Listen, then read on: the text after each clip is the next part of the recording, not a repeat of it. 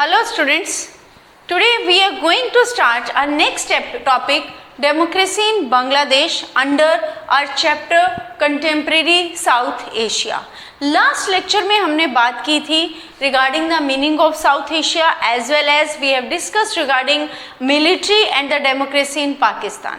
हमने डिस्कस किया था कि under this chapter contemporary South Asia we will discuss about different countries which are the part of South Asia, कि वहाँ पर कैसे डेमोक्रेसी एस्टैब्लिश हुई, किस तरीके से आर्मी रूल आया, कौन सी कंट्रीज हैं उनमें से जो आज भी इंडिपेंडेंस जब उनकी स्टार्ट हुई थी तब से लेकर आज तक they are enjoying their independence, right, और the democracy is continue in that countries, right.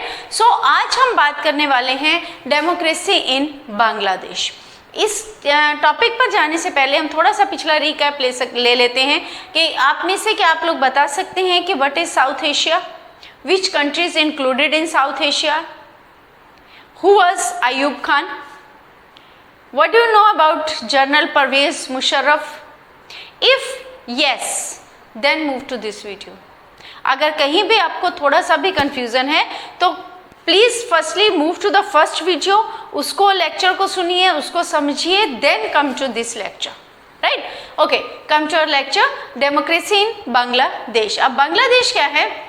Bangladesh 1947 से लेकर 71 तक किसका हिस्सा था? पाकिस्तान का.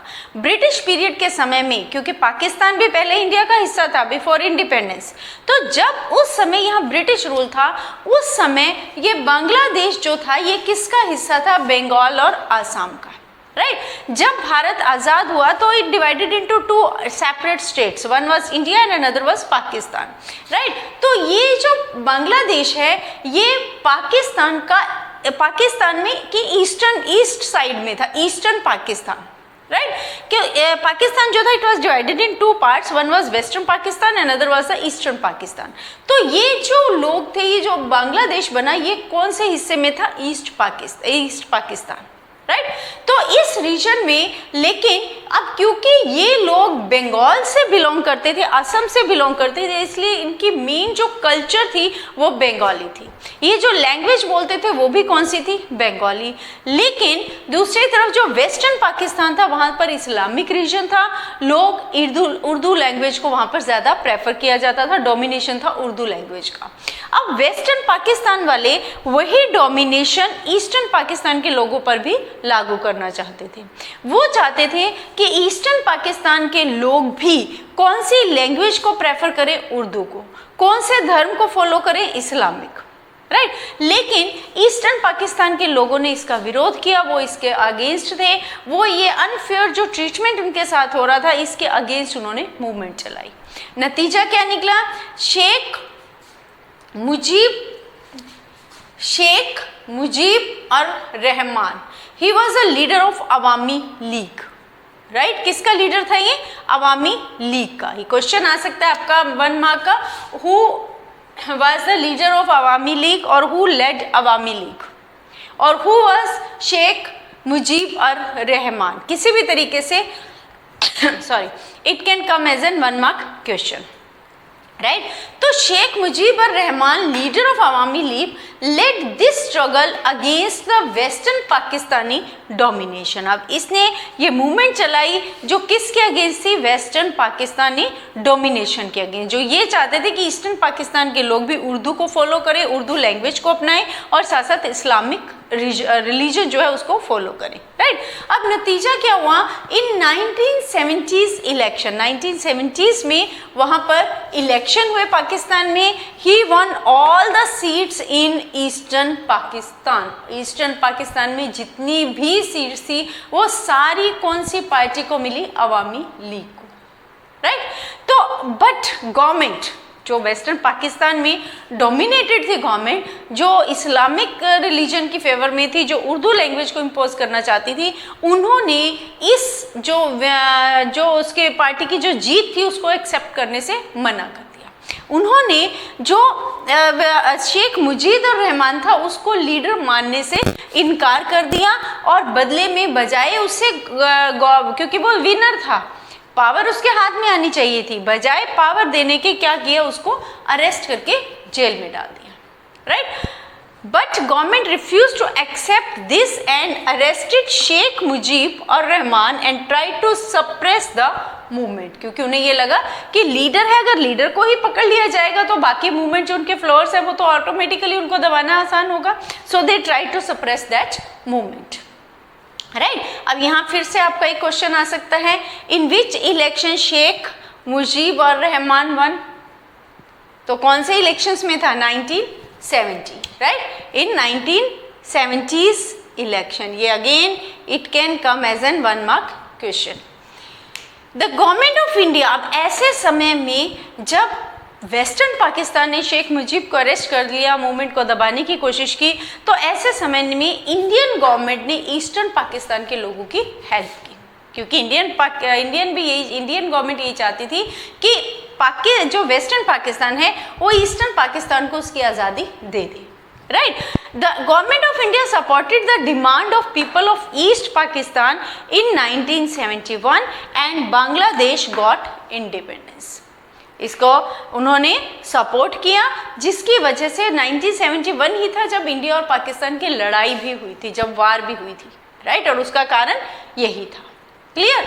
तो ऐसे में इंडियन गवर्नमेंट की हेल्प से वे ईस्टर्न पाकिस्तान के लोगों को आज़ादी मिली और ईस्ट पाकिस्तान का नाम बदल कर क्या हो गया, बांग्लादेश, राइट। अब इन 1975 अब शेख जो मुजीब था वो लीडर बन गया, प्राइम मिनिस्टर बन गया, लेकिन शेख मुजीब ने क्या किया, 1975 में शेख मुजीब अमेंडेड कॉन्स्टिट्यूशन, उसने कॉन्स्टिट्यूशन में सुधार कर दिया, कॉन्स्टिट्यूशन को बदल दिया। अब जब कॉन्स्टिट्यूशन को बदला तो उसने क्या किया, जो गवर्नमेंट थे, वो प्रेसिडेंट था, राइट, तो अब प्राइम मिनिस्टर था, तो इससे क्या हुआ, government shifted from parliamentary to presidential form. जो पार्लियामेंट्री फॉर्म ऑफ गवर्नमेंट थी, डेमोक्रेसी थी, वो कन्वर्ट हो गई, वो किस में बदल गई, प्रेसिडेंशियल फॉर्म ऑफ गवर्नमेंट में। और उसने उसकी अवामी लीग के अलावा बाकी जितनी भी पार्टी थी उन सबको अबॉलिश कर दिया, उन सबको समाप्त कर दिया, right. People were against it, अब लोग इसके भी विरुद्ध थे, क्योंकि लोगों ने पहले भी क्या चाहा था, आज़ादी। अब आज़ादी मिली, लेकिन शेख मुजीब ने उस आज़ादी को फिर से समाप्त कर दिया। अब लोग उसके इस डिसीजन के विरोध में थे। In 1975 new military ruler Ziaur Rahman, कौन आया, नया रूलर कौन आया 1975 में, कौन सा नया रूलर आया, Ziaur Rahman. It can come as an 1 mark question, right. अब Ziaur Rahman formed his own Bangladesh national party, इसने अपनी बांग्लादेश नेशनल पार्टी बनाई एंड वन इलेक्शन। अब क्योंकि लोग शेख मुजीब से दुखी थे, राइट, इसलिए लोग इसको बदलना चाहते थे, इसलिए लोगों ने किसको सपोर्ट किया, जियाउर रहमान को। कौन सी पार्टी को सपोर्ट किया, बांग्लादेश नेशनल पार्टी को। ही वॉज आल्सो किल्ड, लेकिन उसको भी मार दिया गया। And power shifted to lieutenant general HM Ershad. किसके हाथ में चली गई अब पावर, किसके हाथ में चली गई, लेफ्टिनेंट जनरल HM इरशाद के हाथ में, राइट। अब लेफ्टिनेंट जनरल इरशाद जो था, लेकिन अब जब लेफ्टिनेंट जनरल स्टेट मीन्स वहाँ पर आर्मी रूल हो गया, लोग फिर से आज़ादी चाहते थे। शुरू से ही हमने देखा है from 1971 they want there independence, right. अब क्या हुआ कि people want democracy and in 1990 when they got independence, in 1990 it got independence, right. और 1991 में मल्टी पार्टी इलेक्शन कंडक्ट किए गए और तब से वहाँ पर क्या एस्टैब्लिश है, democracy, right. So in this way we have seen कि बांग्लादेश में डेमोक्रेसी एस्टैब्लिश होने की एक पूरी लंबी कहानी है, उसको एक लंबा सफ़र तय करना पड़ा है, तब जाकर वहाँ पर आज़ादी आई थी, क्लियर। अब यहाँ आपके ये कंप्लीट आपका डेमोक्रेसी इन बांग्लादेश पर कंप्लीट आपका 6 मार्क्स में क्वेश्चन आ सकता है, एक्सेप्ट दैट इसमें कुछ लिमिटेड पार्ट पूछा जा सकता है 1 मार्क के और 2 मार्क्स के फॉर्म में। जैसे जियाउर रहमान किसके बाद आए थे, उसके बाद ये भी पूछा जाता है कि जियाउर रहमान के बाद कौन आया था, या लेफ्टिनेंट जनरल HM इरशाद कौन थे, ठीक है। और इंडिया बांग्लादेश को डेमोक्रेसी आज़ादी कब मिली? There are two different question. एक है व्हेन इट गॉट इंडिपेंडेंस और एक होगा व्हेन डेमोक्रेसी एस्टैब्लिश। तो आज़ाद कब हुआ था? 1990 में। डेमोक्रेसी कब एस्टैब्लिश हुई थी? 1991 में, after the elections. Is it clear? So this is about the Bangladesh. Clear? अब हम बात करेंगे इसके बाद Nepal. Monarchy democracy in Nepal. Nepal क्या था? Nepal in the past Nepal was the Hindu kingdom, जहाँ पर बहुत समय तक मोनार्की रही। उसके बाद कॉन्स्टिट्यूशनल मोनार्की आई, राइट? तो काफ़ी सालों तक वहाँ पर कॉन्स्टिट्यूशनल मोनार्की भी रही। 1990 से struggle for restoration of democracy began. 1990 तक मोनार्की थी, तो 1990 से वहाँ पर डेमोक्रेसी एस्टैब्लिश करने के लिए स्ट्रगल स्टार्ट हो गया। मजबूर होकर जब लोगों का एजिटेशन देखा, मास एजिटेशन था, उसके आगे जो राजा था वो भी मजबूर हो गया और मजबूर होकर king accepted the demand for new democratic constitution. King ने ये डिमांड मान लिया, लोगों की इस मांग को मान लिया कि अब दोबारा से जो है डेमोक्रेटिक कॉन्स्टिट्यूशन बनाया जाएगा। But the democracy was short lived and troublesome. Democracy तो आई, लेकिन वो डेमोक्रेसी लंबे समय तक नहीं रही, थोड़े समय के लिए थी। उसके बाद और कई तरह की समस्याएं, कई तरह की प्रॉब्लम्स आती रही। क्या हुआ कि ड्यूरिंग द 19th सेंचुरी में, 19th में the moist of Nepal were successful in spreading their influence in many parts of Nepal. Nepal के बहुत सारे हिस्से में, नेपाल के बहुत सारे एरिया में जो मोइस्टवादी थे वो उन्होंने अपनी इन्फ्लुएंस, अपना प्रभाव जो था वहाँ पर एस्टैब्लिश कर लिया था, अपना प्रभाव स्थापित कर लिया था। 2002 में king abolish the parliament again, right? अब जो यहाँ पर कॉन्स्टिट्यूशनल मोनार्की एस्टैब्लिश हुई थी 1990 में, 2000 में किंग ने उसको दोबारा से समाप्त कर दिया। फिर से मोनार्की हो गई, कॉन्स्टिट्यूशनल मोनार्की ख़त्म हो गई। तो इसके अगेंस्ट फिर से स्ट्रगल स्टार्ट हुआ, क्योंकि लोग दोबारा से पार्लियामेंट्री सिस्टम चाहते थे। 2006 में the large non violent movement was led by 7 party alliance, Maoist and social activist. अब जो आंदोलन, जो मूवमेंट यहाँ स्टार्ट हुआ था 2002 के बाद, 2006 तक आते आते 2006 में 3 अलग अलग ग्रुप्स ने मिलकर एक large non violent movement start किया। ये 3 कौन कौन से इसमें ग्रुप्स थे? 7 पार्टी अलायंस, जिसको सप्पा के नाम से जाना जाता है। It can come as an 1 mark question, what's the full form of SPA, right? 7 party alliance, Maoist and social activist. अब फिर से जो किंग था, इतनी लार्ज जो मास जो मूवमेंट थी उसके आगे मजबूर था, और फिर से किंग को वहाँ पर मजबूर होकर वहाँ फिर क्या करना पड़ा? दोबारा से डेमोक्रेसी को रिस्टोर करना पड़ा। The mass democratic movement force the king to restore the parliament abolished earlier. जो 2002 में पार्लियामेंट को एबॉलिश किया गया था, जो समाप्त किया गया था, वो पार्लियामेंट्री सिस्टम उसे फिर से स्टार्ट करना पड़ा था। अब ये वो समय था जो नेपाल के इतिहास में एक अलग एक मोड़ था, राइट?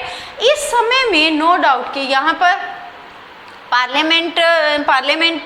पार्लियामेंट्री मोनार्की या कॉन्स्टिट्यूशनल मोनार्की स्टार्ट हुई। राजा जो था वो कॉन्स्टिट्यूशन में अमेंडमेंट करने को भी तैयार था, लेकिन ये जो तीनों अलग अलग पार्टी से, सप्पा, मोइस्ट और सोशल एक्टिविस्ट, इनके अलग अलग विचार थे। ये लोग एक ही बात के लिए आपस में सहमत नहीं थे। मोइस्ट जो कि आर्मी से लड़ाई कर रहे थे किंग की, राइट, वो चाहते थे कि कॉन्स्टिट्यूशन में अमेंडमेंट हो, लेकिन सप्पा जो थी वो इसके अगेंस्ट थी। तो इस तरीके से ये कॉन्फ्लिक्ट्स फिर भी कंटिन्यू चलते रहे, लेकिन एक्चुअल जो लास्ट रिजल्ट था वो क्या रहा कि यहाँ पर कॉन्स्टिट्यूशनल मोनार्की एस्टैब्लिश हो गई। सो हमने देखा कि किस तरीके से नेपाल में भी कॉन्स्टिट्यूशनल मोनार्की एस्टैब्लिश करना इतना आसान काम नहीं था। इसके लिए भी लोगों को लंबा संघर्ष करना पड़ा, काफ़ी लंबे समय तक स्ट्रगल करना पड़ा, और एंड में जाकर फिर यहाँ पर मोनार्की, कॉन्स्टिट्यूशनल मोनार्की एस्टैब्लिश हुई। Is it clear? All this is about the monarchy democracy in Nepal.